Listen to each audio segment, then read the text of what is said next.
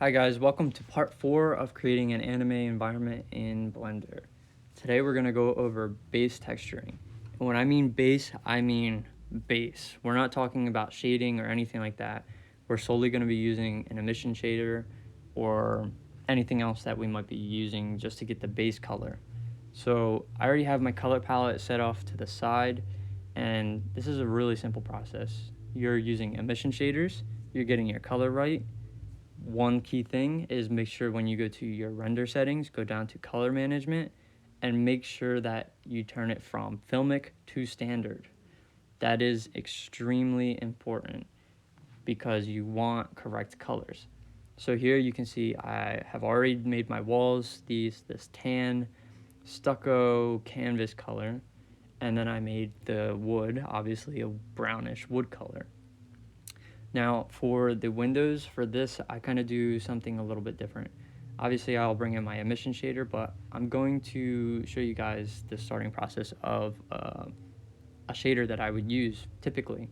So I have a diffuse shader and a glass shader, and then a mix shader. So I will mix these shaders together and then put them into an shader to RGB node. So then when you put this into the shader to RGB, you get this anime kind of style effect. You take realistic lightings and then you're making them more stylized. So I bring in a color ramp I had already set aside, set to linear.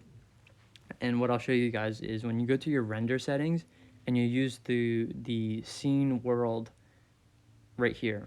So I put on the scene world, you can see here that I have the world settings. So the trees that are projected from the world are projecting on the glass.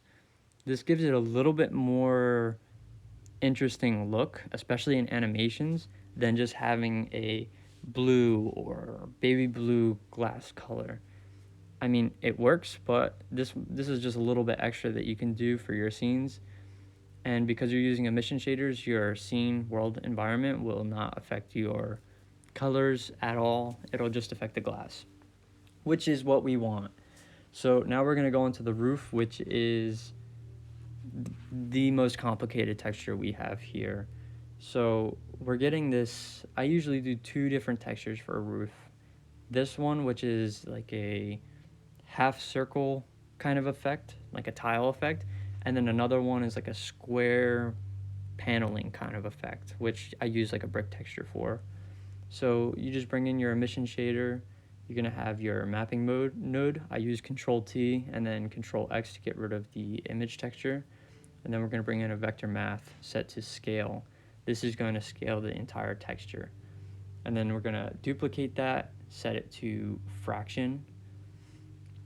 I can't explain everything why this works because I'm not that intelligent when it comes to textures.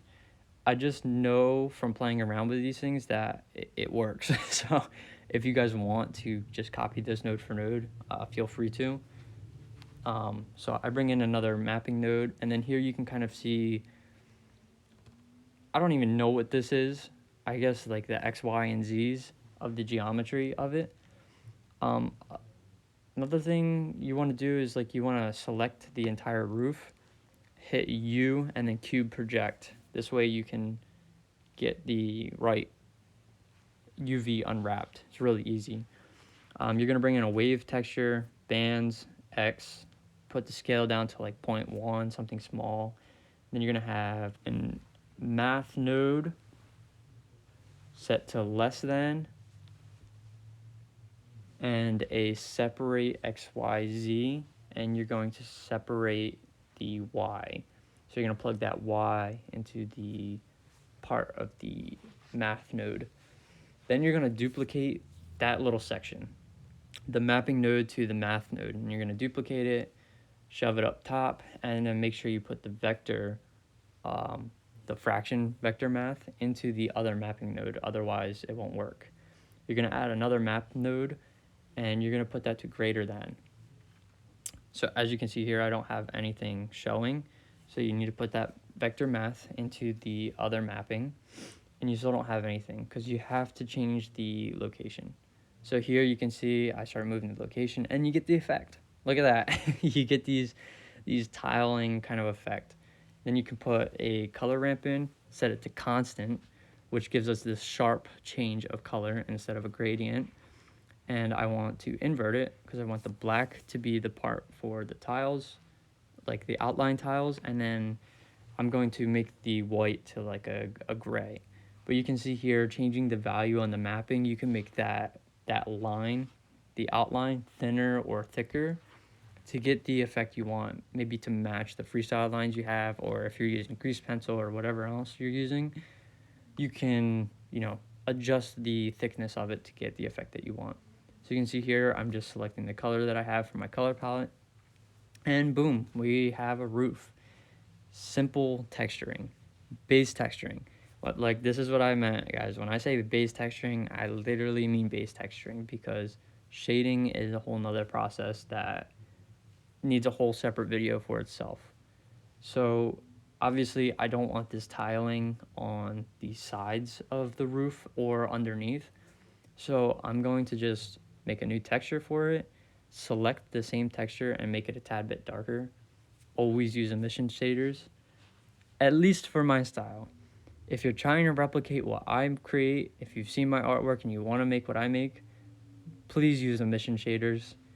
The diffuse shaders, you can use them in unique situations, but if you want a gradient, use a gradient texture with an emission shader. It's not necessary to use diffuse, because then you're bringing in correct 3D lighting, and we don't want that for anime style. So here we have basic colors. Like, it looks like a house. The geometry is good because we covered that in the last video. And now we have base colors. We're going to go into shading and compositing and, all of the other important stuff that goes into this, but we have a house. This is literally what the beginning process of a 3D house looks like. So I hope you guys enjoyed this video, and I'll see you guys in part 5.